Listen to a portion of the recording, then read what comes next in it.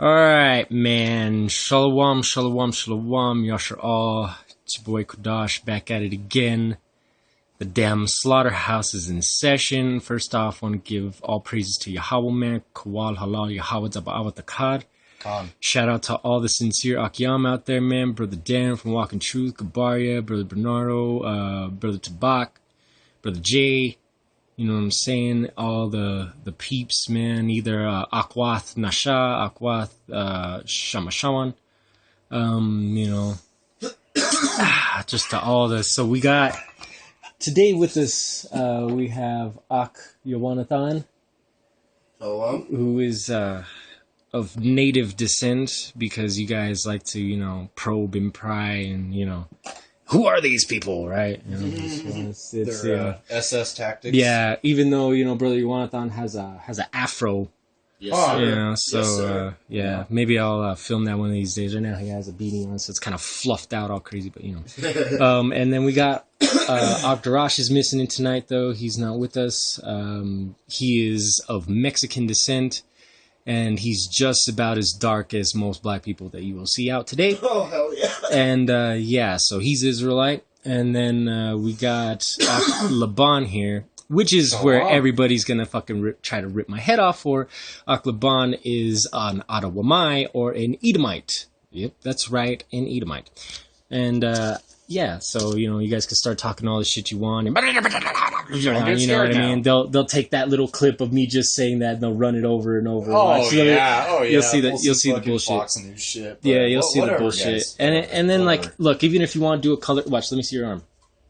Watch, bring it into the camera, look. Adawam. Adawam, that's Edomite skin. This is my arm. You see how much darker? Notice I'm not the fucking, Edomite, bro. Notice the fucking difference there. Yeah, dude, so I'm not, you know, for everybody that accuses me of being Edomite. One more time, arm comparison. Look, watch, get the elbow in, because you got the pinkness of the pink elbow. Check it out. Look at that. Because look at that. Aglaban has no problem telling. Tell him about Esau, bro. Look at that. Watch. Come here. Check this out. Check this out. Look at that hand. Dude. Hand to elbow.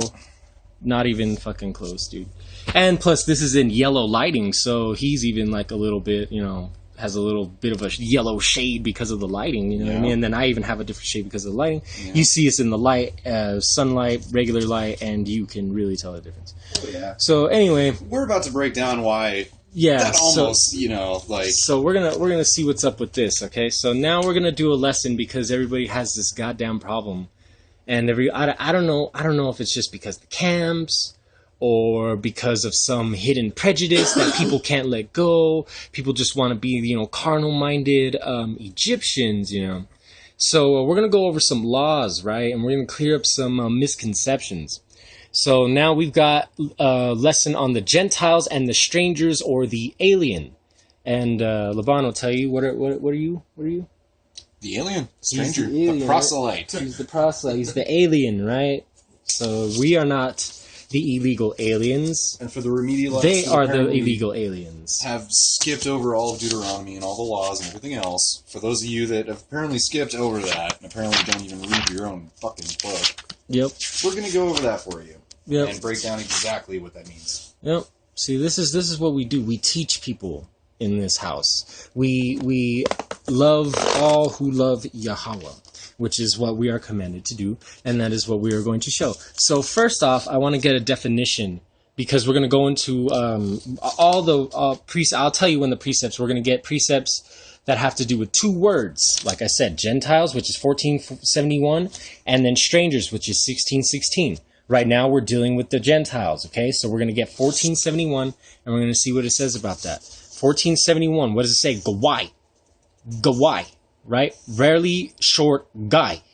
So, what's up, guy? You know, so Gentiles are really the guys. You know what I mean? Those guys. You know what I'm saying? Those dudes over there. Yeah, those guys, right? So we got Gaway. It says, apparently from the root, same root as 1465, which 1465 is Gawah. So Gawah is the root word, and then Gawah, you have Gaway, or just guy.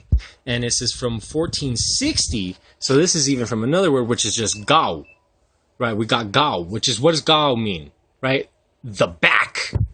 Right? Because you guys are at the back of the line. You know what I'm saying? As far as like... We're supposed to be at the back. Right, because it's Israelites, than Gentiles. Yep. You know, so they're the back. And it says that's why they made us sit in the back of the bus and made us do all this shit, right? So And it says also, everybody at one point has to sit in the back. right? And then also it says the middle, the midst, within the same, wherein, therein. So there has to be people that are also in the middle or the midst, right? And because we are supposed to have, be lawful and loving to the proselytes that are within our gates. And we are going to get the scriptures on that.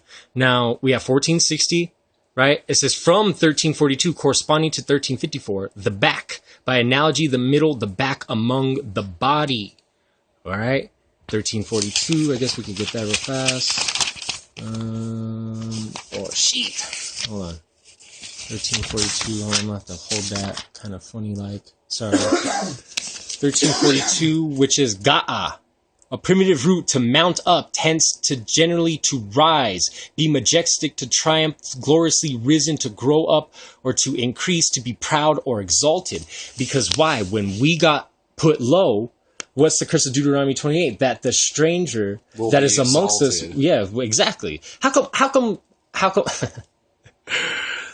I'm just saying it looks really bad on you guys when an Edomite knows more of the scriptures than you guys. It's really bad because I've been teaching Laban since what? Since 08? Yeah. Since 2008? Yeah, I've been teaching since 2008, bro. So like, you know, you guys really need to step up your game because it's about to get really real. So now we got it's back. Okay, so we got Gaway, which is exaltation, the same thing, figuratively arrogance. And it's because a lot of the Gentiles produce arrogance. They Arrogance portray is an Edomite arrogance. tendency. Yes, and then exactly with Edomite tendency. He will tell you himself about his own tendencies. I know how they work, man. Like, seriously. I've kicked it with them. I've lived with them. Like... Exactly. And we exhibit all the characteristics. And this is for those of you that are like, oh, Esau isn't the white man. You know, Esau is Japheth. Fuck no, dude. Esau exhibits all the same tendencies, especially, you know, Amalek, too. Yep. Considering they're the head, they exhibit, you know, the harsher tendencies that are fucking talked about in the Torah. Yep. And it's because they're, what were we talking about? Like the retarded stepchild, right?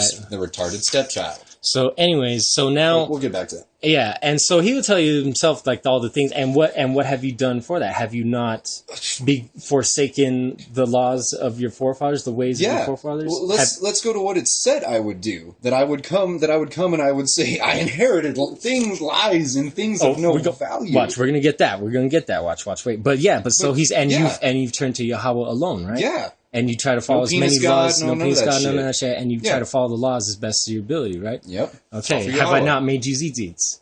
Yep. See, have you not been coming and don't we not follow law? We don't eat pork. We don't eat shrimp, crab, lobster. Yeah. We don't even mess around none of that shit. It's you know. So here we go. Anyways, so we got what? It's not that hard. It's not that hard, man. It says, look. Amassing a foreign nation, hence a Gentile, also figuratively a troop of animals or a flight of locusts. That's why YaHaWaH compares them to locusts. Like they will descend upon locusts, you know, as locusts upon the field. Multitude of right, because that's what it talks about, Gog and Magog, right? Mm-hmm. So now look, it says a nation, people, heathen. Gaway refers to the people or nation usually with overtones of territorial or governmental unity or identity, so another nation. Mm-hmm. This emphasis is in the promise formulas where the Most High promised to make someone a great, powerful, or numerous nation. Certainly, these adjectives describe the future characteristics of the individual's descendants as compared to the other peoples. So Gaway represents a group of individuals who are considered as a unit with respect to origin, language, land, jurisprudence, and government. This emphasis in Genesis 10 and 15... By these are the isles of the Gentiles divided, and we know that that's talking about, you know, Japheth and all that. So all those other nations are considered Gentiles. All those that are not Israelite are considered Gentiles.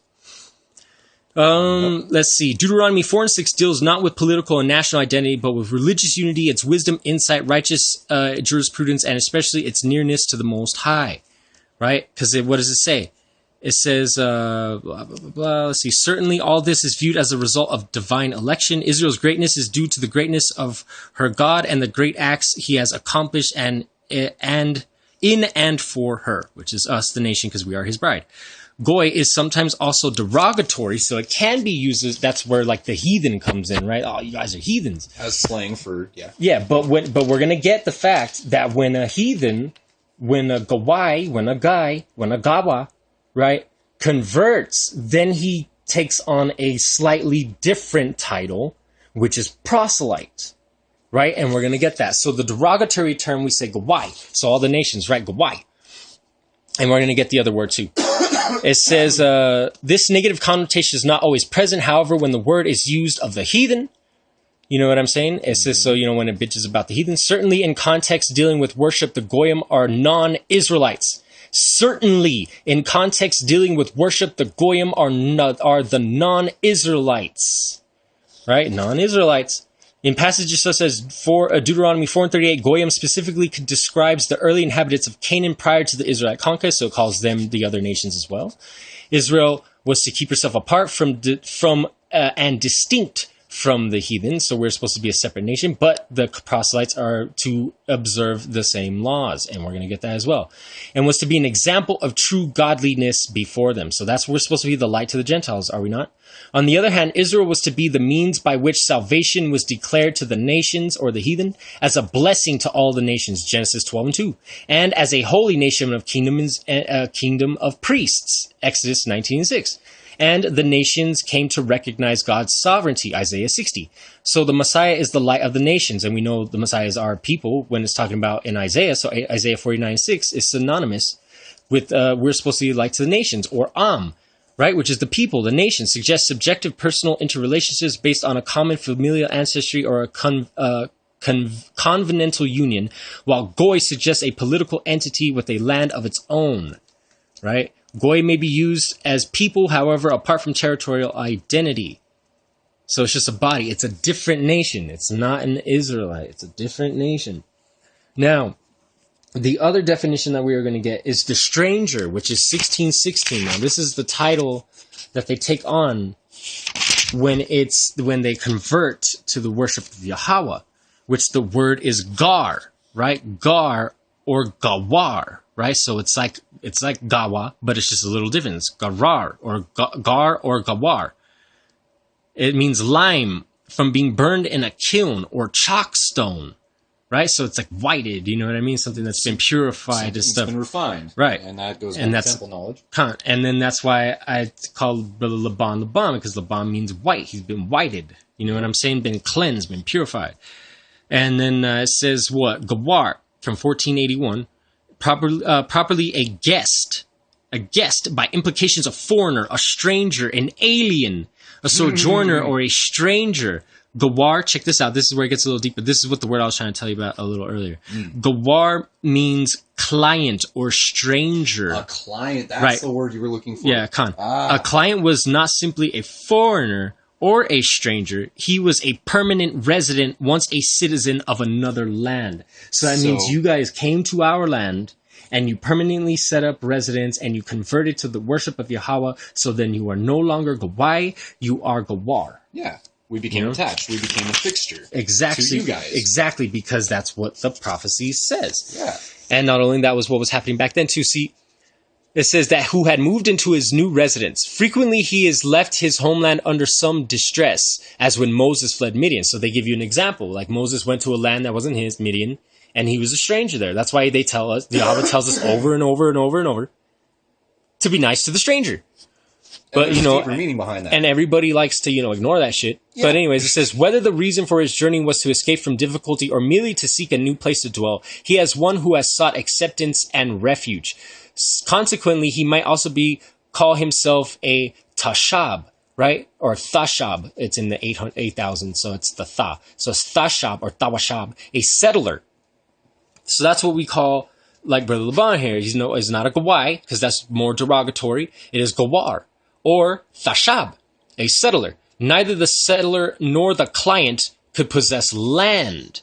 In the land of Canaan, the possession of land was limited to members or descendants of the original tribal members. Only they were full citizens who enjoyed all the rights of citizenry, which meant sharing fully in the inheritance of the Most High's and forefathers, the feudal privileges and responsibilities. Right? So that's what it means in Ezekiel 47 and 22. So you guys don't necessarily own, you kind of like renters, like you guys, you know what I mean? Yeah. Like you guys, we're like tenants. Tenants. Basically. Yeah, clients. We're tenants. That's what a client, you know what I mean? Yep. Like, oh, okay, you guys are going to come out and do this stuff, And the Most High is cool with it. The Most High is like, dude, if they want to come kick it, Yeah, there's no. In fact, we're supposed to do that. And it says in Israel, a Gawar, like a priest, could possess no land and enjoyed the special privileges of the third tithe. So Gawar even got tithes along with the Levites of the third year, and we're gonna bust that into too. So they got hooked up. Yeah, exactly. Like I said, it's like a form. I don't like not in a negative sense, but that's where they got like welfare from and like food stamps and shit like that. The governmental assistance. That's what was given, that because everybody would take tithes to the Levites, and then the Levites would distribute to the widows, to the fatherless, to the poor, and to the proselyte, to the Gawar. Yep. Which is so like you guys got, you know what I mean? You guys would get like hooked up, like if you guys were struggling, you guys weren't doing as good, but they would hook you up. Kind of like almost a tax return, you know? Yeah. Totally sensible thing. Totally sensible. So he says what? Every third year, the tithe of the harvest was to be deposited at the city gate with the elders and distributed among the Levites, because he hath no part nor inheritance with thee, and the stranger and the fatherless and the widow, which are within thy gates. Deuteronomy 14 and 29. In the eschaton, such clients were to be treated as full citizens. So it's not like how Esau has this here, where it's like, Israelites aren't really citizens. Only Edomites are true citizens. Yep. Instead, it's reversed. Because, like Aklaban brought out, why would YaHaWaH have us act like the people who oppressed us? Exactly. If they don't accept us as citizens, why would we turn around and do the same thing? You know what I'm saying? That's the whole reason for this. YaHaWaH doesn't want you to act like the oppressors. He doesn't want anybody to act like the oppressors. And is that not setting Israel apart from you guys, from the rest of the nations? Right? Yeah, dude. Okay, it's the same fucking thing. Right. But see, but these motherfuckers can't handle this shit for some reason. And it says, look, and it shall come to pass that you shall divide in the land by lot for an inheritance unto you, and to the stranger that sojourn among you, which shall beget children among you, and they shall be unto you as born in the country among the children of Israel, and they shall have inheritance among the tribes of Israel. Ezekiel 47 and 22. Under the Mosaic law, aliens were not slaves, but were usually in the service of some Israelite whose protection they enjoyed. Deuteronomy 24 and 14. Oh. This, however, was not always the case. Sometimes a client was rich and an Israelite would be in his service, Leviticus 25 and 47, but he wasn't in his service.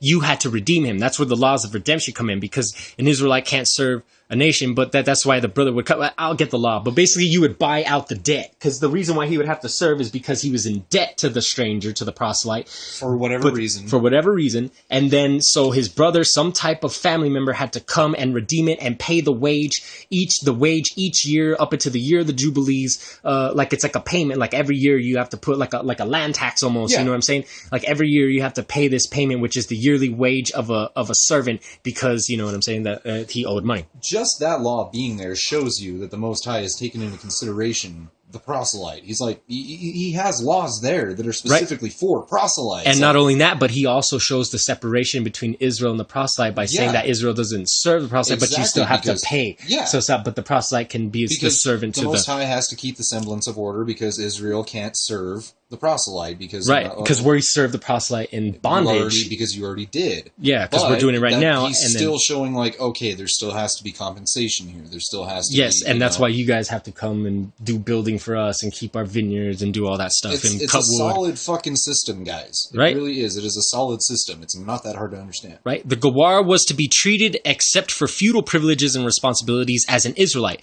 being responsible to and protected by the law.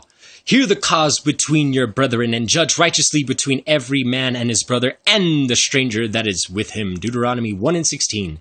You shall therefore keep my statutes and my judgments, and shall not commit any of these abominations, neither any of you of your own nation, nor any stranger that sojourneth among you. Leviticus 18 and 26. You shall have one manner of law, as well for the stranger as for one of your own country, for I am YaHaWaH your power. Leviticus 24 and 22. The Gawar also enjoyed the Sabbath rest, Leviticus 25 and 6, and divine protection, Deuteronomy 10 and 18. The Most High commanded Israel to love the client as himself, Leviticus 19 and 34. I want to know how many people are doing that. Gawar could also be circumcised, so the Gawar could take in the covenant of the circumcision. Exodus 24 and 48. And enjoy all the privileges of the true religion. The Passover, Exodus 24, 48 through 49. And we're going to get all this. The Atonement Feast, Leviticus 16 and 29. Presenting offerings, Leviticus 17 and 8. And all the feasts, Deuteronomy 16:11. He was also obligated to keep the purity laws, Leviticus 17:15. Israel is told that the Most High is the true owner of all the land, and its people are but clients, owing him feudal obedience, Leviticus 19:34 and Deuteronomy 10:19. They are admonished to treat the client with justice, righteousness, and love because, like Abraham, Genesis 23:4, they were clients in Egypt, Exodus 22 and 21. In legal cases, the client could appeal directly to the Most High, the great feudal power, Leviticus 24 and 22. Two other nouns related to Gawar are Magawarium, which is 40:33, and Garat, or Garawat, which is 1628. Magawarium refers to the status or condition of being a client and to a dwelling where one is a client, and Garat refers to a place where a client dwells. Gara, a grain. Right? So there we go. A grain amongst many, I'm assuming. Right, because we're going to possess a remnant. How come... This is looking real bad for you guys. How come the proselyte gets this completely, but you guys don't? This is bad. Maybe it has something to do with the fact that we're actually following law. I know, right? Yeah, right? Like, that's what so not fucking, like... Not being damn fucking after, heathens. and if it's alright with you, after this lesson, I want to kind of just, my thinking for why they're getting all hurt about this. I know, right? It's going to be bad. I have a couple of, just okay, so we're gonna start off. So I got a bunch of scriptures. But we're gonna start off with some law. Yeah, some law. Yeah, these are laws. These are irrefutable. Yeah, so this is straight from the Kamash, from the books of Moses. Masha. Actually, first I want to show you in the Dead Sea Scrolls, because the Dead Sea Scrolls actually corroborate. Who would have thunk it?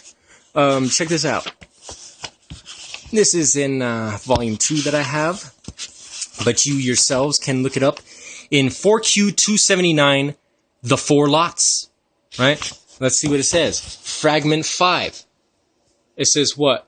Verse 3, and in accordance with one's genealogy origins, right? So by the genealogies, verse 4, for the priests, the sons of Aaron, the first lot shall appear. So the first lot, there's 4 lots. First lot belongs to Aaron, showing you that Aaron and the Levitical priesthood is on top. Verse 5, see, and it cuts off, because it's fragmented, each according to his spirit, and the third lot for the sons of Israel. So the third lot is for the sons of Israel, so which means who's above Israel? Who's the king of Israel, right? The Davidic throne. You just got to put 2 and 2 together. And it's the first lot begins to Aaron, second lot is David, third lot is Israel, and the fourth lot for the proselytes. In the Hebrew, La Garyam. There's the Gar, there's the Gawar. I just heard Brother Kadash say the 4th lot for the proselyte. The 4th lot for the proselyte. So they get the 4th lot, which links in with the knowledge of the temple. Because check this out. You've got, right, the throne. This is YaHaWaH sits above the heavens, right? And then Michael sits at the footstool. And then you have the incense altar, which is the Levitical throne. You have the menorah, which is the Davidic throne. You have the table of showbread with the 12 loaves, which represents the Israelite throne. And then outside the temple in the courtyard belongs to the proselyte. So it's very simple. It's very simple. It's very simple. We totally get land. Yeah, you get to live in the land. You know what I'm saying? Gain inheritance. But but pretty much, you're not excluded like how everyone puts it. It doesn't say anything about like they will be blotted out from memory. It doesn't say we will be annihilated. No. We're kicking it. And we're going to get precepts on that. So now we're going to go into Torah mode and start chopping that beef. All right, so hold this for me. All right, and we're just going to hit them down the line, And we're going to start off with, what do we got first? Exodus 12 and 19. And all of these words are in reference to strangers right now. So this is the stranger. This is the Gawar, okay? Let's see. What was it? Exodus what? 12 and 19. Okay. And I like how everybody likes to talk shit. And then... guess we'll get that a little later. The Torah speak for itself for a while. Let's get some words of YaHaWaH, man. That's what we're here for. But man, do we have some shit to say? Oh yes, we do. All right, 12 and 19. Let's go. Oh, I'm trying to get like a good line because I'm trying not to cast a shadow. All right, 7 and 19. What does it say? For 7 days, leaven may not be found in your houses. For anyone who eats leavening, that soul shall be cut off from the assembly of Israel, or YaHaWaH, whether a convert or a native of the land. I like how this Torah translates, the Israelites as natives, because that's what it be. So we got the natives of the land and the convert, and verse 19 just to show. Where's it at? Bagar.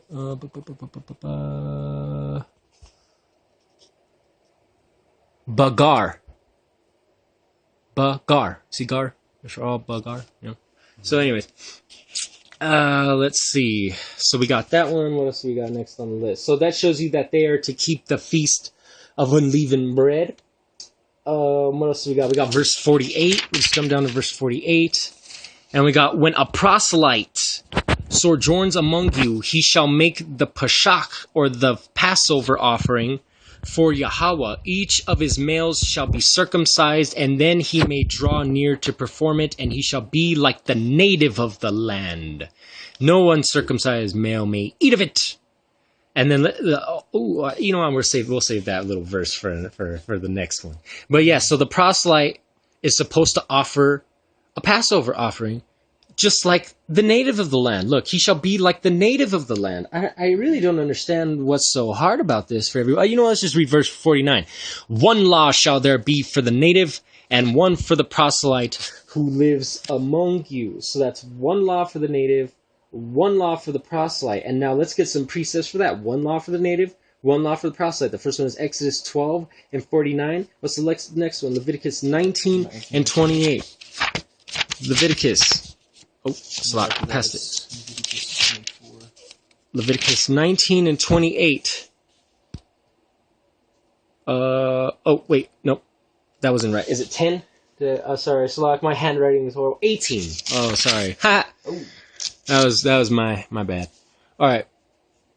Wait, 1820. Oh, yeah, okay, so it's 1826, Slot. I'm horrible handwriting, Slot. Forgive me for this.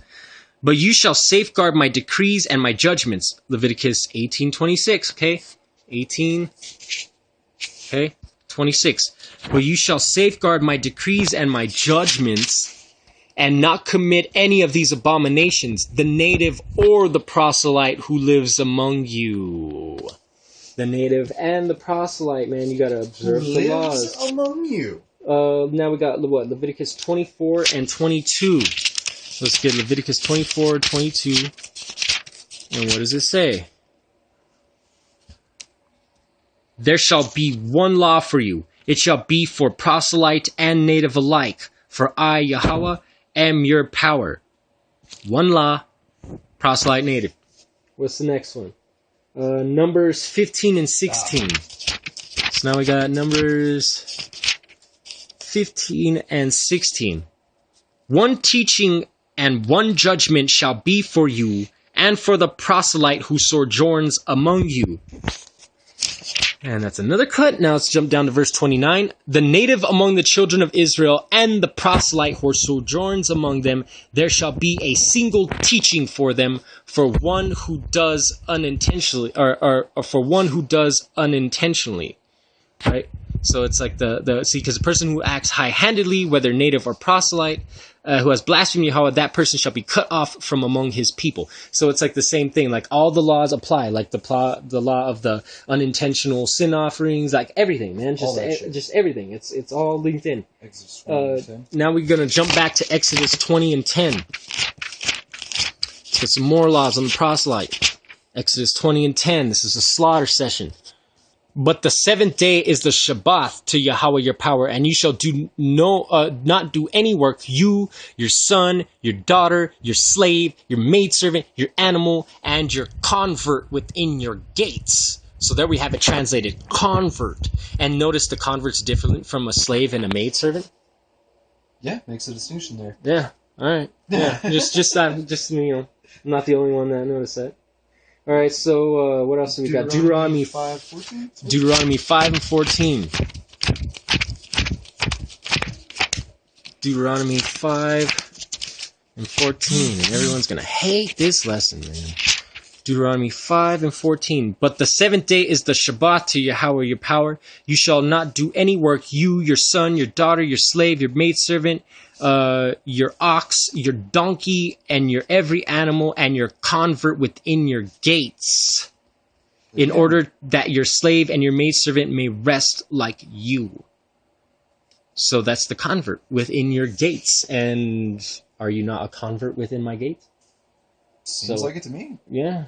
So, yeah. You Exodus, which one? 22 and 20? All right, Exodus 22 and 20. And for all you people that are like, oh, you guys sound white, blah, blah, blah, and all this shit. No, actually, you guys must not know regional diction because everybody in New Mexico sounds like us. Everybody sounds alike in New Mexico. The only ones that sound any different in New Mexico are like the hardcore, like what we call G's, the vatos. Yeah. They're like, oh, not even, bro. You know what I mean? Like we got those down here. But that's a trick, and I know, right? Like we got that shit going. Yeah. But besides that, everyone pretty much sounds the damn same. Yeah, dude, this is it's called regional. It's America shit. It's called regional diction. If you go to any state, anyone's gonna sound like that fucking God damn, these motherfuckers. These people are stupid. Anyways, so what 22 and what, 20?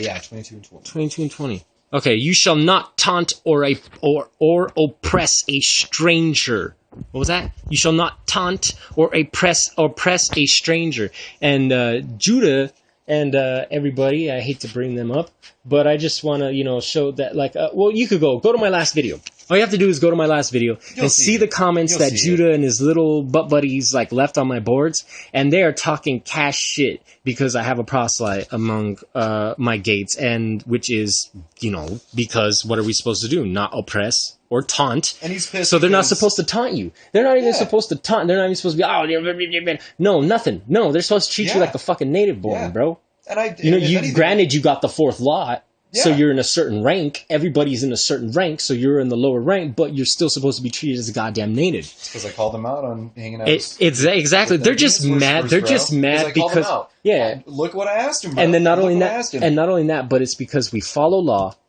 right? And we have a group down here. You know what I'm saying? Of friends that all follow law. We have like a pretty decent amount of people that all follow Torah. Yeah. And you're a proselyte amongst us, because all of us are Hebrews except for Laban. And so, you know what I'm saying? I'm the only one. Yep. I'm the only Edomite. So he says, for you were strangers in the land of Egypt. Right? You were strangers in the land of Egypt. So you cannot taunt or oppress a stranger. What is verse 20? Look, they even have a footnote on this shit. Look.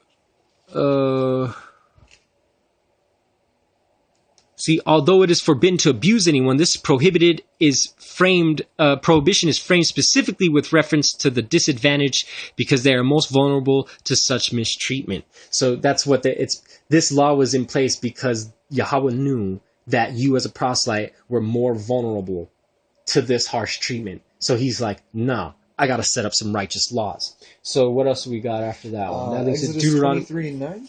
23, is it? I think so. Right after Oh, yeah, Exodus 23 and 9. So now we're going to get... here we go. Oh, shit. Okay. Look, we're getting 9... look. Do not oppress a stranger. You know the feelings of a stranger, for you are strangers in the land of Egypt.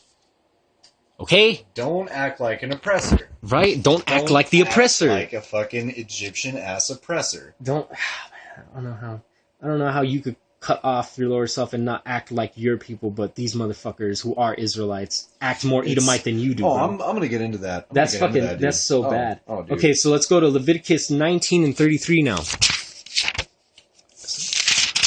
Leviticus 19 and 33. I hope there's a lot of repentance after this for everybody that's been breaking these laws. It says, when a proselyte dwells among you in your land, do not taunt him.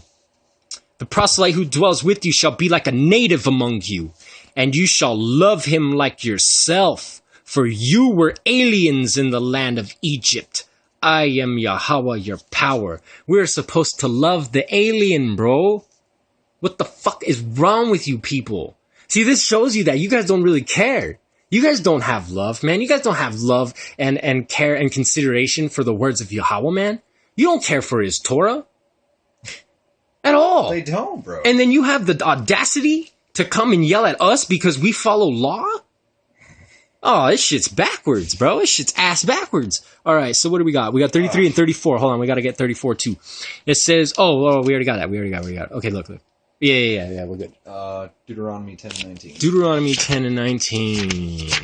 And Akban is doing the duties of wood chopping and water drawing, if you guys can get what that means. Right now, he's doing the job of wood chopping and water drawing. So now, what do we got, 10 and 19? Yes, sir. All right. You shall love the proselyte. Oh, there's that word love again. You shall love the proselyte, for you were strangers in the land of Egypt. I don't know how much clearer it can get. What do we got? Jeremiah 7 and 6. Oh, now we're going to the prophets. So now we're going to go dabble into the prophets a little bit. Jeremiah 7 and 6. What does it say? Do not oppress the stranger, the orphan, and the widow, and do not shed innocent blood in this place. All right? So, I don't even want to hear it because, and all you guys talking shit about YaHaWaH, that's some fucked up shit. Because technically, YaHaWaH's an orphan. Yep. So you guys are not only oppressing the stranger that is in my gates, but you're also oppressing an Israelite orphan. So I hope you guys let that marinate a little bit. Dick move. And do some, soul searching. Fucking dicks. Everybody has has a backstory, man. I know, right? Just that's weed smoking. What? You jealous just because we can blaze it, bro? You jealous because we can blaze it, bro? What? Your wife telling you not to? Get the fuck out of here, bro. You mad, bro? You mad, bro? You mad? mad? They're just mad. They're just all So it says- butt-whacking, though. I know, That's right? what we call it around here. It says, do not shed innocent blood in this place, and do not go after the gods of others to your own harm. So don't oppress the stranger, dude. I don't know what you guys can't get about that. Jeremiah 22 and 3 is the next one.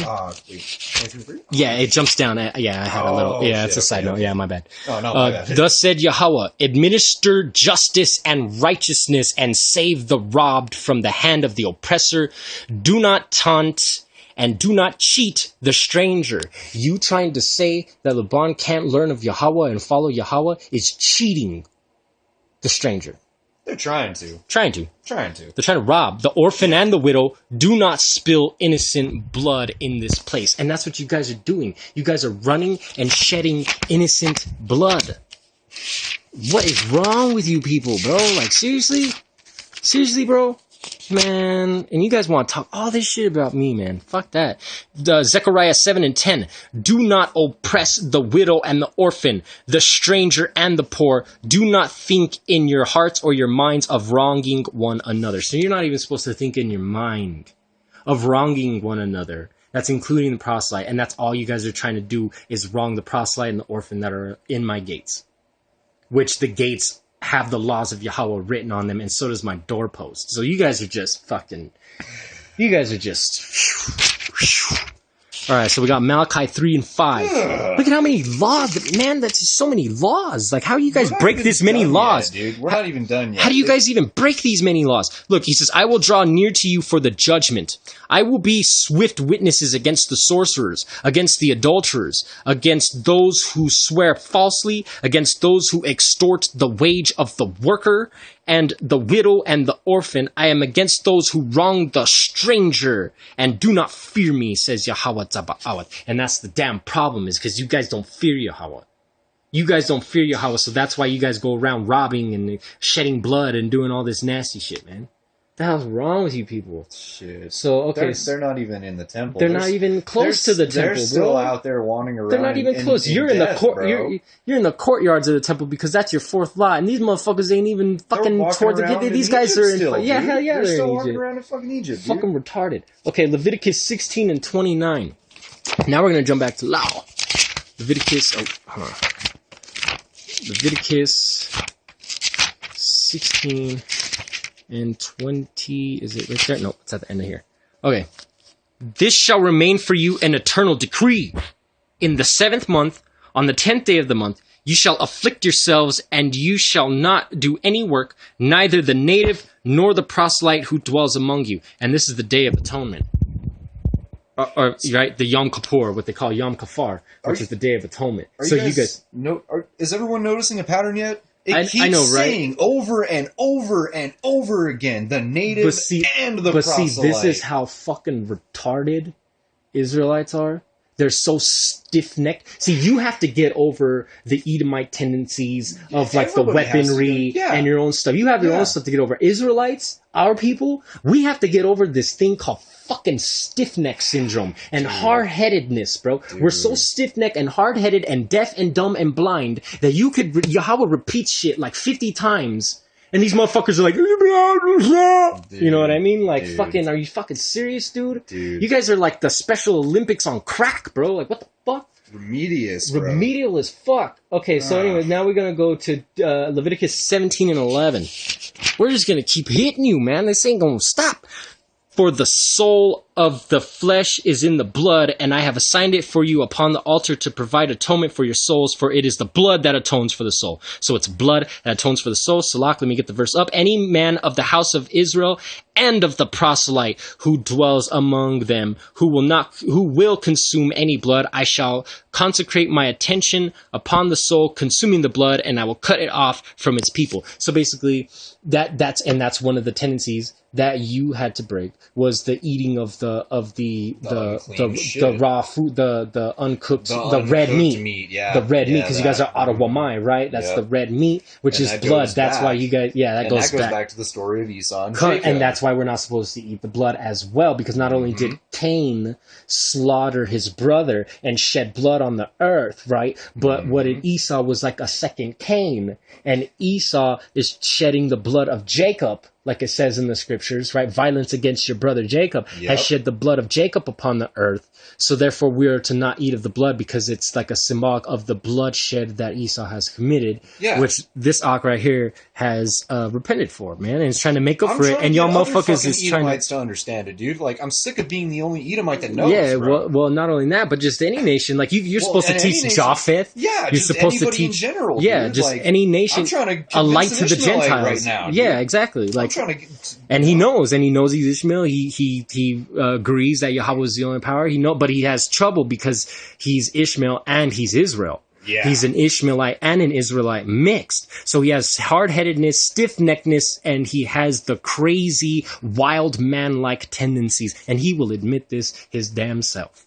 He's told me. Yep. So repeatedly. So here we go. What does it say? Therefore, I have said to the children of Israel, any person among you who's not consumed the blood, do not consume the blood, and the proselyte who dwells among you may not consume the blood. Any man of the children of Israel and the proselyte, this is the third time it said proselyte, who dwells among you, who will trap a beast or bird that may be eaten, shall pour out its blood and cover it with earth. For the life of any creature, its blood represents its life. So I say to the children of Israel, you shall not consume the blood of any creature, for the life of any creature is in its blood. Whoever consumes it will be cut off. So now what else do we got? So that's very crystal clear. 19 and 10, Leviticus 19 and 10 now. And we're going to keep hitting you, man. We're going to keep hitting you. You shall not pick the undeveloped twigs of your vineyard, and the fallen fruit of your vineyard you shall not gather. For the poor and the proselyte you shall leave them. I am YaHaWaH your power. So you are not supposed to pick the undeveloped twigs. So like the undeveloped fruit and the fruit that falls on the ground, and also the four corners of your field, you are supposed to leave them so the poor and the proselyte can come and eat from. Let's get some more precepts for that. Leviticus 23 and 22. Leviticus 23 and 22. See if anybody's even watching this video anymore. When you reap the harvest of your land, you shall not remove completely the corners of your field as you reap, and you shall not gather the gleanings of your harvest. For the poor and the proselyte shall you leave them. I am YaHaWaH your power. So again, reiterating what we just read. Now the last one for that precept is Deuteronomy 24 and 19. And also 21. What is it? And also 21. Oh, and also 21. 24 and 19. Oops, fuck. Passed it. Here we go. When you reap your harvest in your field, and you forget a bundle in the field, you shall not turn back to take it. It shall be for the proselyte, the orphan, and the widow, so that YaHaWaH your power will bless you in all your handiwork. When you beat your olive tree, do not remove all the splendor behind you. It shall be for the proselyte and the orphan and the widow. And when you harvest your vineyard, you shall not glean behind you. It shall be for the proselyte, the orphan, and the widow. You shall remember that you were a slave in the land of Egypt. Therefore, I command you to do this thing. Because they have our asses starving in New Egypt, just like they did in Old Egypt. So we're not supposed to leave strangers and anybody else starving in our land, you know? Yep. What else we got? Leviticus 24 and 16. First one. 24 and 16. And this precept should explain the fact why those half Israelite, half Gentile children that blaspheme YaHaWaH got ran through. Because what does it say? And one who pronounces blasphemy the name of YaHaWaH shall be put to death. The entire assembly shall surely stone him, the proselyte and the native alike. When he blasphemed the name, he shall be put to death. So it doesn't matter who you are. If you blaspheme YaHaWaH's name, your ass got to be put to motherfucking death. And I believe that's the 6th time it said the native and the proselyte. It said it so many damn times, bro. To take a tally is just ridiculous. If someone wants to take a tally and do all this up, bro, by all means, and you'll see how ridiculous people are. Yeah. So Verse 29, the native among the children of Israel and the proselyte who sojourns among them, there shall be a single teacher. Oh, okay, we already got that. What was it? Leviticus what? Oh, Numbers 15 and 30. Slack. A person who shall act high-handedly, whether native or proselyte, he has blasphemed YaHaWaH. That person shall be cut off from among his people. High-handedly, man. That's pretty much what everybody and anybody that probably bashes on me for this video or anything that I'm bringing out right now, because all I'm doing is bringing out law. Anybody that goes against these teachings, which is the Torah of YaHaWaH, you're blaspheming YaHaWaH, man. Yeah, dude. You know what I'm saying? You're seriously blaspheming YaHaWaH, bro. Like that's what it. Like that's seriously what it just fucking said, bro. Any problems with any of this, and it's you will be cut off. Basically, you're dude. This is why Judah's all fucking stuck up, like damned up and shit. Now that's why this motherfucker was begging me to take on Rob Rack and shit, man. Motherfucker was damned up, blocked off, cut off. He can't get any further, dude. Nope. Leviticus. So he's gotta lash out. He's 25 and 35. Leviticus 25 and 35. I know, right? He already came out one video on me. Let's see if he does another. Especially after this one, dude. Everybody's gonna fucking. Man. Bro, I'm telling you, everybody's gonna be pissed. Let them come. Check it out. If your brother becomes impoverished and his means falter in your proximity, you shall strengthen him, the proselyte or resident. It says brother, proselyte or resident. So that he can live with you. Do not take from him interest and increase, and you shall fear your power, and let your brother live with you. Do not give him your money for interest, and do not give your food for increase. Now see, and everybody wanted to talk all kinds of shit, and I don't mean to bring the brother out or whatever, but and then talk about stuff, but like brother Tabak, man. Brother Tabak is doing wonderful now. You know what I'm saying? He's doing good, he's got his own stuff and everything, right? But for a period of time, the brother was in need, so I had him in my house. You know what I'm saying? For months. And I taught him and I gave, just because this is a law, bro. How many of you have done that? How many of you have taken the poor of your brothers when they were in need and taken them in your house, bro?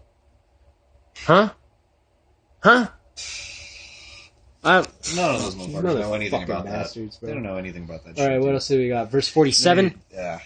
Verse 47, if the means of a sojourner who resides with you shall become sufficient. So if this sojourner ends up, doing good for himself, and your brother becomes impoverished with him, so that means your Israelite brother who becomes impoverished with him, so basically he becomes kind of in debt with that alien, he is sold to an alien, right, who resides with you, or to an idol of a sojourner's family. After he has been sold, he shall have a redemption. One of his brothers shall redeem him, or his uncle or his cousin shall redeem him, or a relative from his family shall redeem him. Or if his own means become sufficient, he shall be redeemed. He shall make a reckoning with his purchaser from the year he was sold to him until the Jubilee year, which is the 7th year. The money of his purchase shall be divided by the number of years, and he shall be regarded with him like the years of a laborer. That's even a law that says that you have to do proper business with a fucking proselyte. Right? Proper business transaction. If you become in debt, you get sold to him basically, but then your family member, that's like jail, you get put like in jail for a minute, I guess you want to call it that. And then your person has to come and pay your bond, and they pay your bond according to the day you were enslaved and to the Jubilee year by year, however much wage that he owed, you divide it year by year, and you give that to the person that the proselyte that owed. It's freaking that. How many of you know that law? Huh? How many of you even know any of this? I have this shit highlighted in blue, homie. I've known this shit for a minute, dude. Like, y'all motherfuckers are slow. All right, so we got Numbers 15 and 14 now. All right, we're just gonna keep on fucking jabbing. 15 and 14. When a proselyte sojourns with you, or one who is among you throughout your generations, he shall prepare a fire offering, a satisfying aroma to YaHaWaH, as you do, so shall he do. For the congregation, the same decree shall be for you and for the proselyte who sojourns, an eternal decree for your generations. Like you, like the proselyte, shall it be before YaHaWaH. So basically, we have to burn Quanta Basham too. Yeah, you guys got to do the offerings. Like, you guys got to do the same thing. Dude, so you guys could bring Quanta. You guys could bring Quanta. You guys got to bring fire offerings, peace offerings. You know what I'm saying? You got to do the Passover offering. You got to afflict yourselves on the day of... You got to do exactly what the fuck we do, bro. We're neighbors. We're all doing the same shit. It's a client. You guys are like the clients. Yeah, that's what it says. Tenants, because literally the next verse says, one teaching and one judgment shall be for you and for your proselyte who sojourns among you. I don't know how motherfucking more simple this shit can get. What else do we got? Verse 25 through 26 in the same chapter.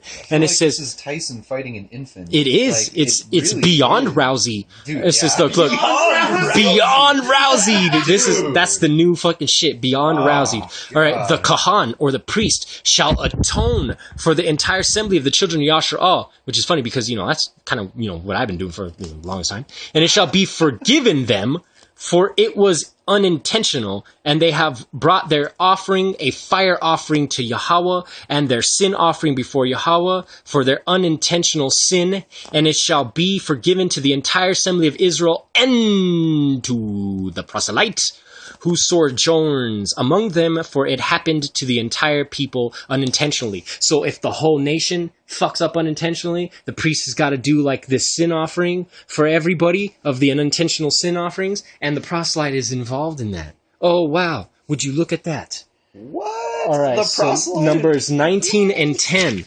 Numbers 19 and 10. We're not even fucking close. Dude. Check it out. The one who gathers the ash of the cow. So this has to do with burning the red heifer, or burning the red heifer, or burning the red cow. Go check out Brother Gabaria's Servants of YaHaWaH page for that lesson. He will show you what's up. The one who gathers the ash of the cow shall immerse his clothing and remain contaminated until the evening. And it shall be for the children of Israel and for the proselyte who dwells among them as an eternal decree. So that burning of the red heifer has to do with the proselytes as well. What else do we got? Numbers 35 and 15. Is that correct? Yeah. All right, Numbers 35. Cities of refuge. Yeah, We're about to do that. Yep. 15. Sanctuary.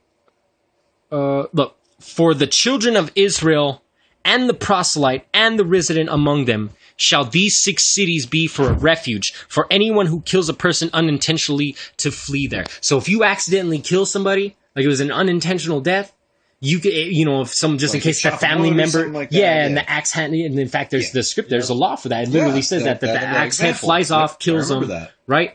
See, how come he remembers these laws and you guys can't? But so anyway, so like the axe head, right, flies off, kills someone unintentionally. Let's say one of their family members gets all butthurt. He's, I want to kill him. Well, there's a place you can go to these cities of refuge, and that includes the proselyte, man. We just read it. That includes the proselyte. What else we got? We got a precept for that. We got Joshua 20 and 9. Joshua. So now we're going to Joshua. Resident. Joshua 20 and 9, and it's translated resident because it's like a resident, like you're the client, 20 and 9. These are the cities appointed for all the children of Israel and for the resident who dwells among them. And that resident is let me see. Let me get it. Hagar. See it? Walagar Hagar. And the stranger who sojourns, the sojourner and the sojourner who the stranger, right? That's what it is. So that's who it's talking about, the sojourner, the stranger, man. The stranger, these residents who dwell among them, to which any person who kills through carelessness may flee, and not die by the hand of the avenger of the blood before he stands before the tribunal.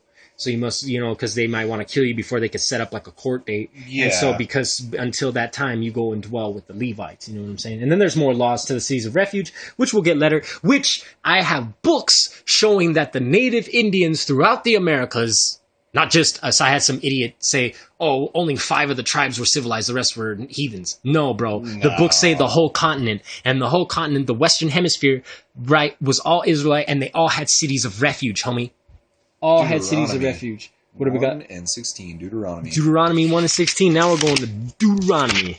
Fair judgment. Oh, now we're talking about judgment. Oh, yeah. Okay, so now these motherfuckers want to judge you, right? Oh, yeah. So check it out. And they want to judge me too. Was it 1 and 16? Yes, sir. I instructed your judges at that time, saying, quote, listen among your brethren and judge righteously between a man and his brother, or his litigant. His litigant, right? What is 16? Let's go to the end of the verse. What does it say? Garau. Uh-oh. That's the same word as proselyte. Oh, shit. Would you look at that? You gotta treat the proselyte with righteous judgment. Because you shall not show favoritism in motherfucking judgment, which Judah has been accused of 1,000,000 goddamn times. And he's still kicking it with Sakari sit-downs. Is this all beginning to be clear? Yeah, he even wanted to sick Sakari sit-downs on me. Are you fucking serious? Dude. Send him so I could fucking take his head too. Do it. Alright, so Deuteronomy 10 and 18, right? Yep. Deuteronomy 10 and 18. What do we got?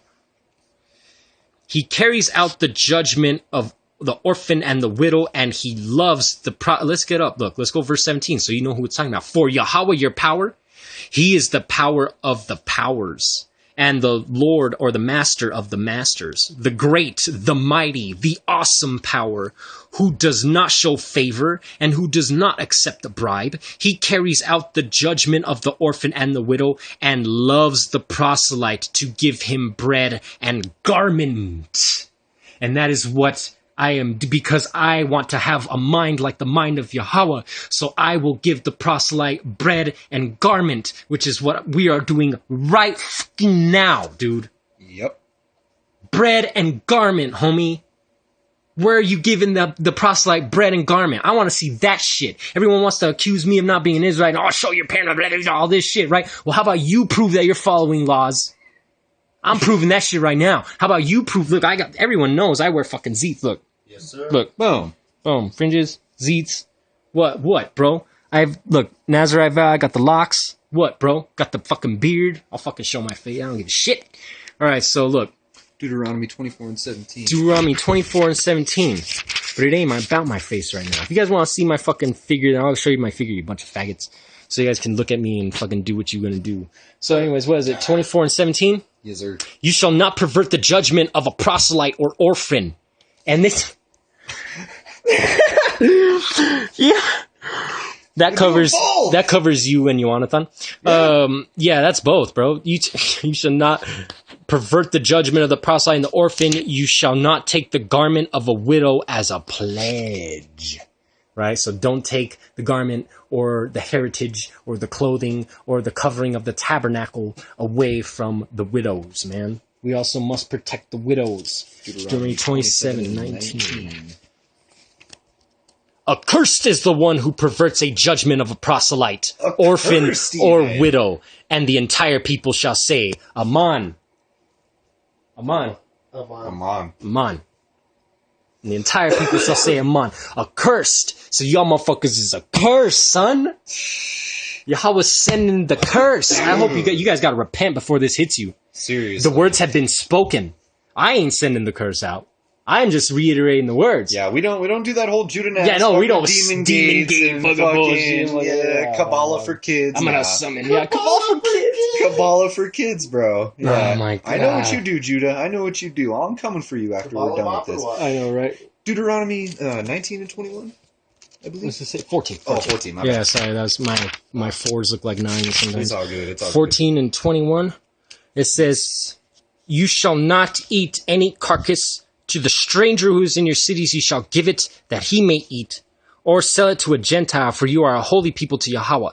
And this is talking about like a carcass, right? If you just find a carcass, like let's say there's just like this dead cow, but it's not like all diseased or nothing, but there's just like this dead cow on the road. Yeah. You can give that to the proselyte, because 9 times out of 10 the proselyte, it goes back to that whole food stamps thing, where like if a family's hurting, like, oh, well, just give them that cow, you know what I'm saying? It's or if nobody needs the cow, then you could be like, oh, we'll sell it to the Gentile, go sell it to the Edomites over there. Pretty much. I mean? Which is good one, because I don't think I'm going to because personally, I'm probably not going to eat that shit. That's cool that we're allowed to do that. That is awesome.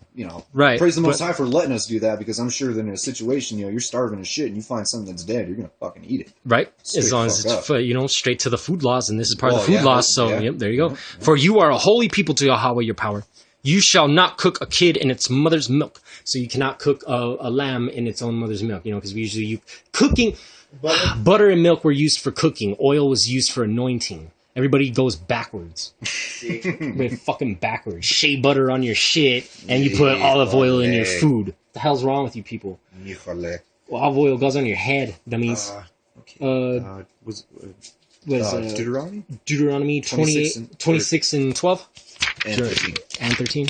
26 and 12. All right, what do we got? When you have finished tithing every tithe of your produce in the 3rd year, the year of the tithe, you shall give to the Levite, to the proselyte, and to the orphan, and to the widow, and they shall eat in your cities and be satisfied. Then you shall say before YaHaWaH your power, I have removed the holy things from the house, and I have also given it to the Levite, to the proselyte, to the orphan, and to the widow, according to whatever commandment you have commanded me. I have not transgressed any of your commandments. I have not forgotten. And you motherfuckers forgot, bro. And what did I just go over? Zakar, bro. Zak means to remember. It also links in with burning the incense. If you don't remember, you're not burning incense, or you're burning faulty incense, which is a goddamn abomination. What do we got? Deuteronomy 16 and 11. Deuteronomy 16 and 11? Dude, it's all this shit is all over Deuteronomy. Right? Like, seriously. You shall rejoice before YaHaWaH your power. You, your son, your daughter, your slave, your maidservant, the Levite who is in your cities, the proselyte, the orphan, and the widow who are among you, in the place that YaHaWaH your power will choose to rest his name. And there's that proselyte again. What precept we got to that? I know we got a precept for that. Deuteronomy 26. Verse 14 first. Oh. Okay. Yeah. You shall rejoice on your festival, you, your son, your daughter, which is Shakath, right? You, your daughter, your son, your slave, your maidservant, the Levite, the proselyte, the orphan, and the widow who are in your cities. So there's the Feast of Tabernacles. And everybody has to keep the Feast of Tabernacles. Whenever the temple comes, everybody's got to keep it. And whoever doesn't get rain. And I hope to see the rest of Israel there, man. Right. That's going to be some awesome stuff. Right. And it says what? So what do we got for that? Deuteronomy 26 and 11? All right.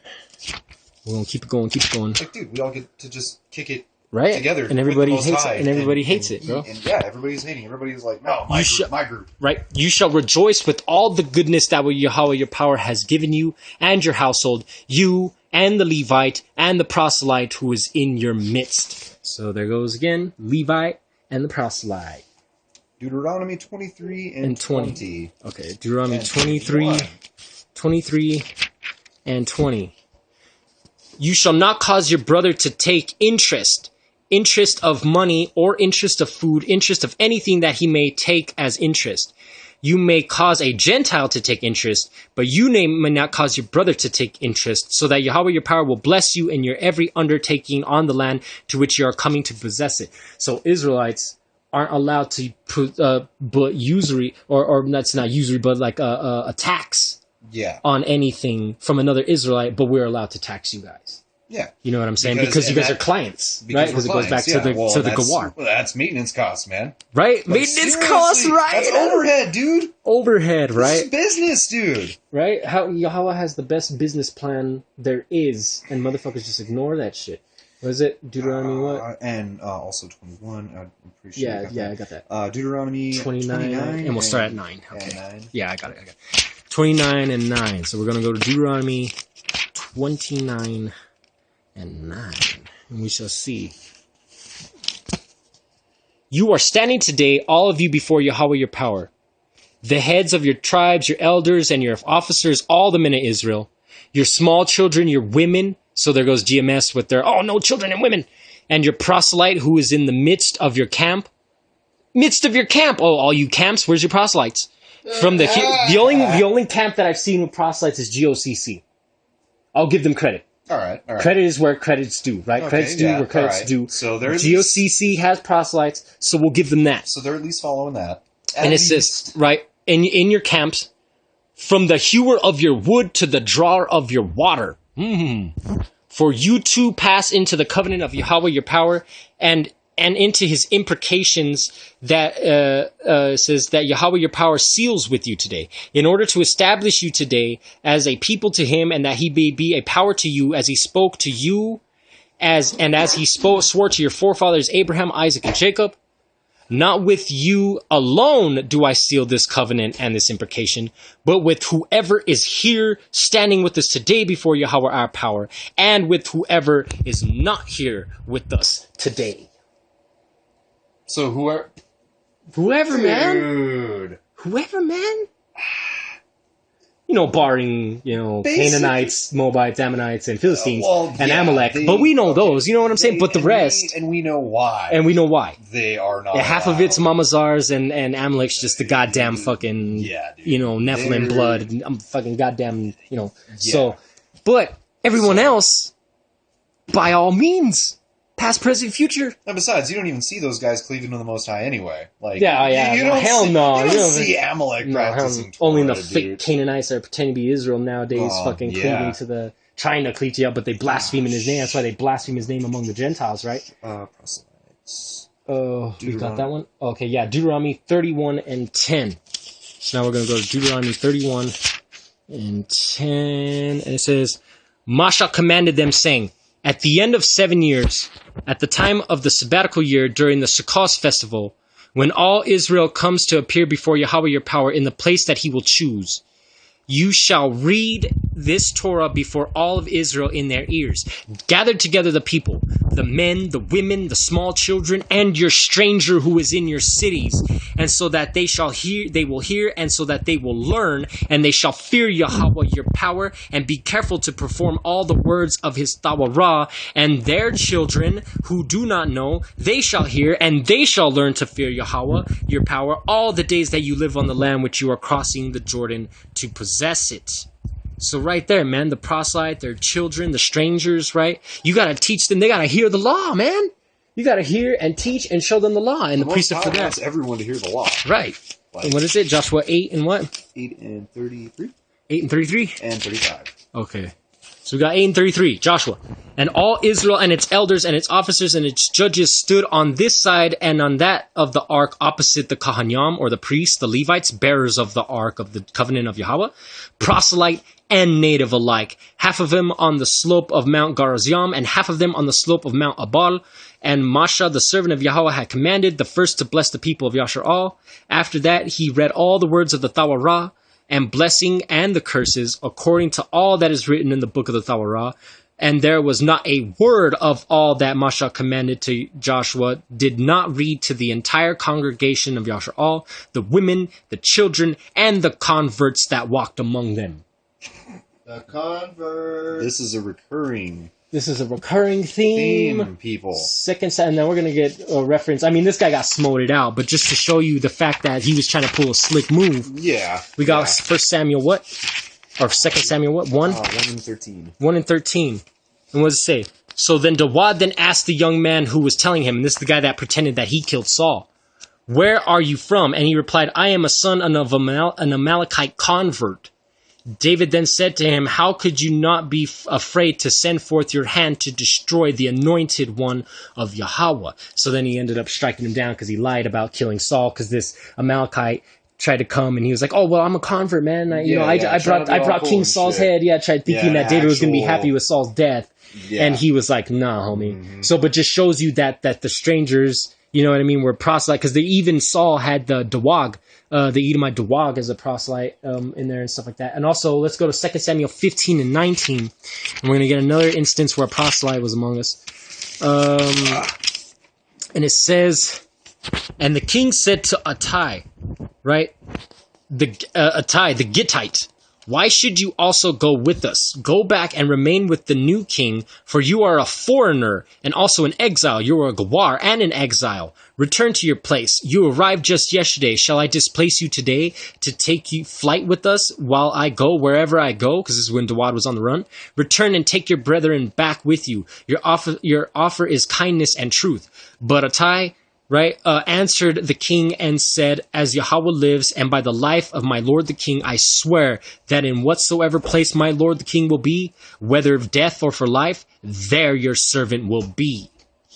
So right, this shows you the proselyte was like, nah, hell no, homie, I'm going with you, bro. Yeah, to show that's clinging to the house of Israel. Like, no, dude, like, I'm sticking with you, dude. So now we're gonna get the laws about prayer. First Kings 8, and this is the coffin in the nail, and we're not even fucking done.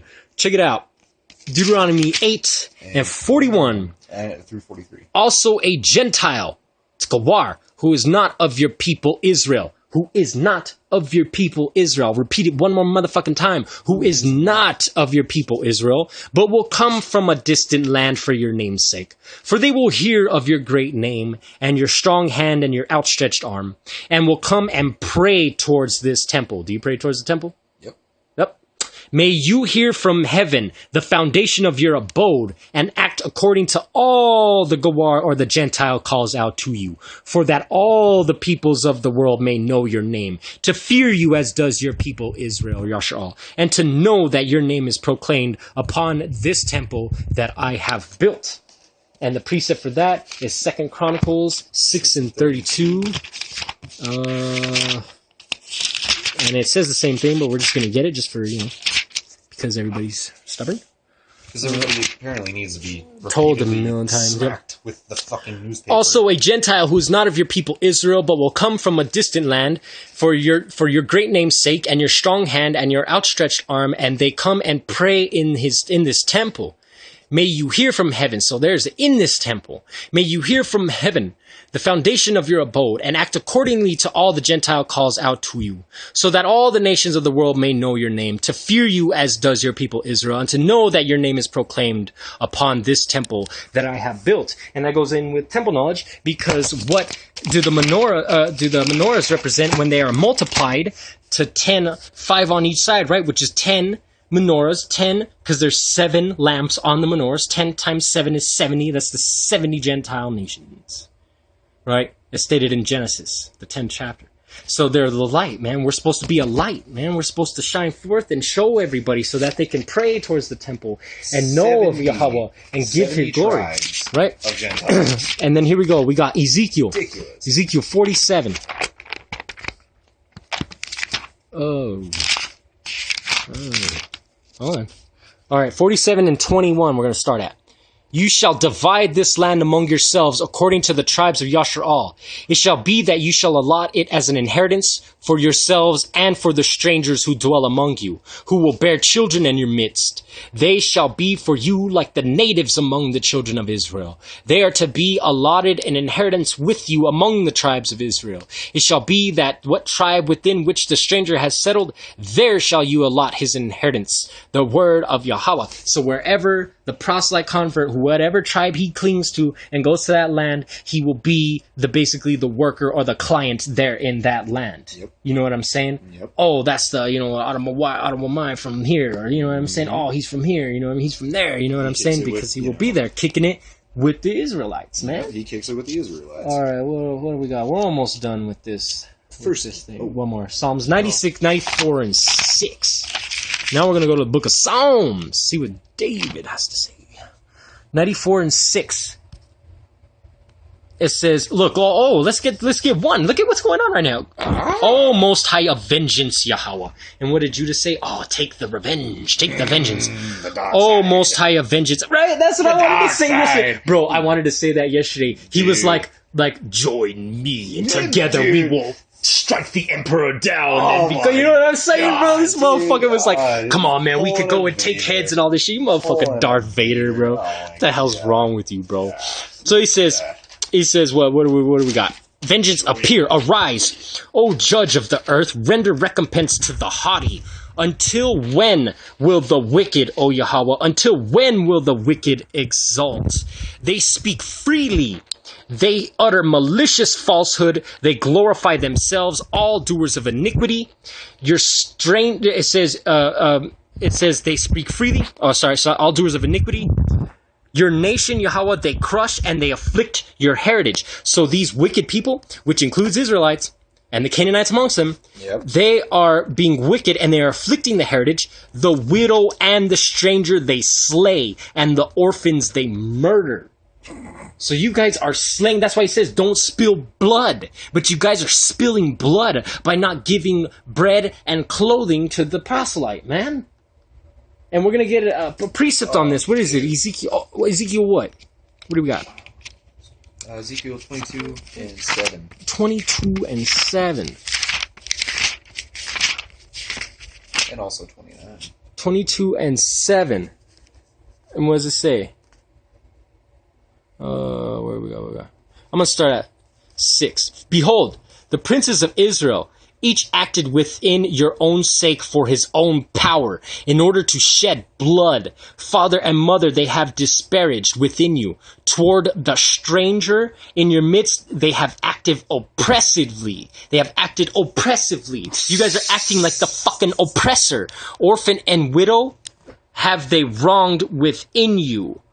My sanctities have you scorned, and my Sabbaths have you desecrated, man. Talebearers were among you in order to shed blood. They partook of idolatrous sacrifices upon the mountains within you. They plotted evil schemes in your midst. That's nothing but what these freaking idiots are doing, man.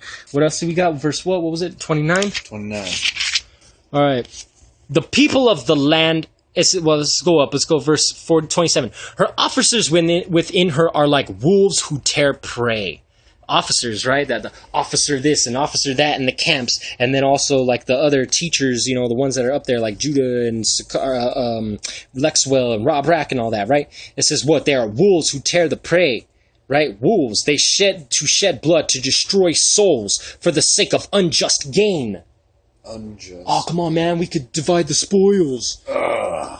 And dude, her prophets smeared plaster for them, for they see worthless visions, and they divine falsehood for them. For they say, thus saith YaHaWaH, when YaHaWaH did not speak. So you guys are prophesying falsely in YaHaWaH's name. The people of the land have perpetrated oppression and robbed loot. They have wronged the poor and the needy, and they have oppressed the stranger without justice. Without justice, you guys oppress the stranger. From among them, I saw a man who could build a fence, which is the Gadar Farats, the builders of the fallen breaches, the builders of the fallen sheep gates, right? And stand in the breach for me, for the sake of the land, so that it might not be destroyed. But I did not find anyone. And that's what happened. That's why we got destroyed, man. He couldn't find anyone, man. But you know what? They're going to be found now. So I poured out my wrath over them and consumed them with the flame of my fury. I have placed the consequences of their evil way upon their head. The word of YaHaWaH. And that's what's going to happen, man. Your own evil is going to fall upon your own damn head. Now, what do we got? Ezekiel 14 and 7. And this is for the stranger who fucks up. We're going to start with 6. Therefore say to the house of Israel, thus saith YaHaWaH, return and turn away from your idols, and turn away your faces from all your abominations. For any man of the house of Israel, or of the stranger who sojourns in Israel, who withdraws himself from me, and brings up his idols upon his mind, and sets the stumbling block of his iniquity opposite his face, and yet he comes to the prophet to seek an answer of me through him, I, YaHaWaH, will respond to him for my sake, and I will set my anger against that man, and set him for a sign and for parables, and I will cut off from amid my people. Then you will know that I am YaHaWaH. So this goes for both Israelites and proselytes. So if you were to turn away, right? Yeah. If you were to turn away from YaHaWaH, then this is what would happen to you. Yeah. Just like any Israelite that turns away from YaHaWaH. That's what it would happen to you. For proselyte and Israel, it's the same law. Psalms 146 and 9. This is going to piss you guys off, man, which is really horrible because this is YaHaWaH. This is YaHaWaH saying this himself. Psalms, what was it? 146 and 9, right? This is going to kill it. This is gonna kill it. Woo! Uh-oh. Uh-oh. YaHaWaH protects strangers. Oh, there it is, man. Just as he protected the Israelites in Egypt? Yep. See, look. Oh, dude, they Garyam. don't get this. They don't get it, bro. They don't get it. He protects the strangers, the orphan, and the widow. He encourages. But the way of the wicked, he contorts. So he's contorting their ways, bro. They're contorted. Yeah. They're just a bunch of contortionists, bro. He's made them all feral. Like a bunch of fucking cats. Like a bunch of beasts, man. They're just a bunch of beasts now, you know? Fucking beast mode, bro. Oh, dude. And this is the prophecy. Okay, so I want to get this in, and then we'll probably end it and do a part 2, because we still got a lot to bring out. So we'll do a part 2, but I want to bring this out because having Aklaban here, who is an Ottawamai, who was a proselyte convert, who worships YaHaWaH, this was prophecy. This was prophecy, people. And more is to come. This was just the beginning. This is just the beginning. I'm just the first one. Just the first one. The first fruits, man. There's still more to come. And what does it say? Where are we at? 16? Right here. 16 and 19. 16, 19. YaHaWaH, my strength, my stronghold, my refuge on the day of distress. To you, nations. Right? Which this word is actually Gentiles. So it's Gaway. So it's the Gentiles. Will come from the ends of the earth, because you were Gentile first and then you became a Gawar. You went from a Gaway to a Gawar, right? So it says, they will come to you from the ends of the earth and say, it was all falsehood that our ancestors inherited. Futility that has no purpose. It was all bullshit. And is that not what you say? Reiterate it for them, man. Reiterate it for them. It's all bullshit, dude. Seriously. Like... Did you inherit lies? I inherited things of fault. The whole fucking, like, dude, and I mean, I could go into it. I could go into it, like, you know, even just from, like, a sociological standpoint of social stratification, the way they have it broken down into the fucking, like, how they have this fucking race baiting. See, this is what they don't understand, dude, is, like, every race, all of us, Edomites, Israelites, Judites, everybody, dude, they all have this image that they put up and they want you to follow. They want me to follow an image just like they want Kodash here to follow an image, just like everybody, dude. Yep. The people that... And that's what you got to break away from that, man.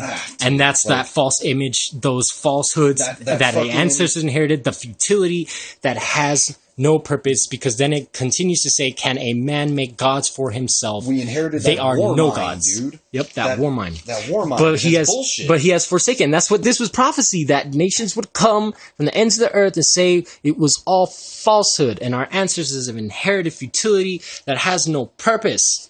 No value. And no value, bro. And what any kind. And what's the precept for that? There's one precept for that. It's Isaiah 14 and 1. Ooh, which this chapter is about Amalek. This is the Lucifer person. And these are the guys that give me a fucking bad name. Right? For YaHaWaH will show mercy to Yaakov. He will choose Yashar'al again and grant them rest upon their land. And the proselyte will join them and be attached to the house of Yaakov. And the nations will take them and bring them to their place. And the house of Yashar'al will possess them as slaves and as maidservants upon the land of YaHaWaH. And they will be captors over their captors, and they will rule over their oppressors. And we know, because everybody, like, because then you got these motherfuckers from like GMS and shit that are like, we're gonna have me a white bitch, and I'm gonna beat her and put her in her ass, rape her. And he's like, I'm gonna take a Chinese man, I'm gonna fucking whoop his ass and make him fucking pick my cotton and all this shit. And it's like, bro, it's like, why you know we have laws for having servants and slaves, and if you like lay a hand on your slave, you have to let him go. Yeah, dude. Like, are you guys fucking retarded? You think that all the laws just get tossed out the window because you want fucking revenge? Because you want your type of revenge and not the revenge that YaHaWaH wants? That you just won't let YaHaWaH do what he's gonna do? Yeah, dude. Why do you guys want to act like Edomites? Why do you want to act like Amalekites? Why do you want to act like Amalekites, dude? I don't. Or any like, dude. I'm sorry, bro. I don't really. Yeah, dude. There shouldn't be that many Edomites, really, because when there's too many of us, we get up to some fuck shit. you guys, right? The Dark Ages, bro. That's why it says. That's why it says remnant. In fact, we're gonna get 2 more precepts, just so motherfuckers can't say shit. We're gonna get 2 more precepts because, like you said, that's why there's gonna be a remnant, bro. You know what I'm saying? Because don't you agree? Don't you agree? We don't function well when there's a shitload of us, dude. Like some of the worst fucking shit that's happened in history was done by, I hate to say it, a bunch of Edomites, dude. Right. And fucking, look, Edomites, you either got 2 choices. Either stop your shit or be destroyed. Either turn to YaHaWaH or be fucking destroyed, dude, because he's not going to put up with that shit. And that goes for motherfucking everybody. So look, we got Deuteronomy 23:8. You shall not reject an Edomite. For he is your brother. For he is your brother. And you shall not reject an Egyptian, for you were a sojourner in his land. So those are 2 nations we cannot reject. You know what I'm saying? It's like they forget we're the older brother, man. I know, right? We just got the fucked up fucking, we're the firstborn, and we're kind of, we got the dick tendencies from that, I guess. Right? Which happens. Okay, so check it out. And now we're going to go to Amos. Right? And then that word for reject, it's like to abhor. It means to view in a bad light. Basically, just any type of like wicked thought. We already went through the precepts. You're not supposed to have a bad thought. Yeah. You know what I'm saying? Like, goddamn. All right, we're going to get this last one, then we're going to call it a day because you guys suck. Well, not everybody, but the scoffers. You know who I'm talking to. You know who I'm talking to, man. Everybody that knows the law and sticks with YaHaWaH, man. You know what I mean? Like, may YaHaWaH bless you and increase you like always, man. Yeah. Like he promised the forefathers. Now, what does it say right here? This is where it goes, right? So that they, upon whom my name... So let's go to verse 11. On that day, I will raise up the fallen booths of the Wad. Ooh, David's coming back. I will repair their breaches and raise up its ruins, and I will build it up as in the days of old, so that they, upon whom my name is called, may inherit the remnant of Edom and all the nations, the word of YaHaWaH, who shall do this. So there's a remnant of Edom that will be inherited, right? And a remnant of all the nations. So it even specifically mentions Edomites right there. And if you go to... As separate from... Right, because that's why. Because the pork, you guys are the sus krofa, right? Yep. Which is the kazayar. Mm-hmm. You know what I'm saying? And that pig, what is the pig? It has the split hoof. It has the split hoof. You know what I'm set saying? apart. No. What was it? Hey, hold on, let's get the law. Let's get the law real fast. Look, watch. It's... Leviticus 11. We had that thing yeah, we broke it down the other day. Yeah. Right here. It's real easy to get. Up. Right here. Yeah, it is. Camel, hyrax. Could completely. Where is it at? Is that the hyrax? Hold on. Where is it at? Double hooves. You shall eat from among those, because the double hooves means separation. You know what I'm saying? Being set apart. Let's see. Yeah, because it's the camel. Not eat from the camel, says bring up their... But it is what you shall not eat from among those who bring up their cud and have split hooves. The camel, for it brings up its cud, but its hoof is not split. Right? It is unclean to you. And the hyrax, for it brings up its cud and its hoof is not split, is unclean to you. And the hare, for it brings up its cud and its hoof is not split. And the pig, for its hoof is split and its hoof is completely separated, but it does not chew its cud. It is unclean to you. So the hoof is separated, meaning Esau is separated among the nations because they are of Isaac. You know what I'm saying? They're of Abraham and Isaac. So they are separated among the nations, but they don't chew the cud. You know what I'm saying? They don't purify the meat. You know what I'm saying? So it's no purification. Gentile but don't that's what you had to fix, and that's what you've been doing is purifying that. So now you've become clean. You know what I'm saying? So that that just goes into the food laws. Right. So it says that oh wait, I was gonna go back and get the Hebrew for that real quick just to show you that it says Edom, even though I shouldn't have to. Oh, they should know. Right here. Know. They 11 for the remedialites. Right. Here we go. Where is it at? Verse 11, or is it 12? Oh, it was 12. That's why I was looking in the damn wrong verse. See that? Arwam. Wa kal ha gawayam. Gawayam, even. And all the nations. Wa and kal the ha the or slug and, which is wa and kal, which is all slug. I was getting ahead of myself. Ha the gawayam or gawai, which is, the Gentiles, and Gawayam is the plural for it. And it says, Ath Sha'ariath Adawam, which is Edom. Yeah.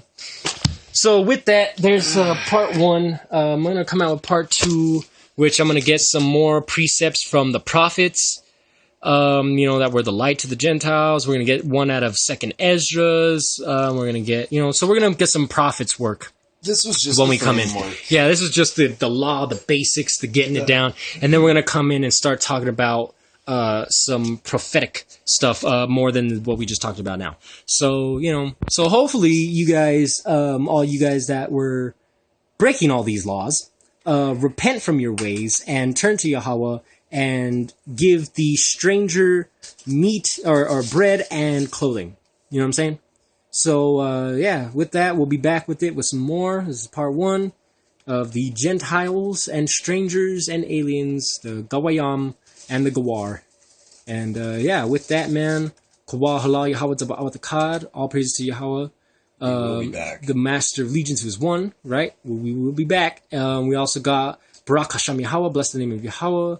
Ahab YaHaWaH, love YaHaWaH, and Barakatam Akyam wa Akawath, which is bless all of you brothers and sisters. And man, shalom, shalom.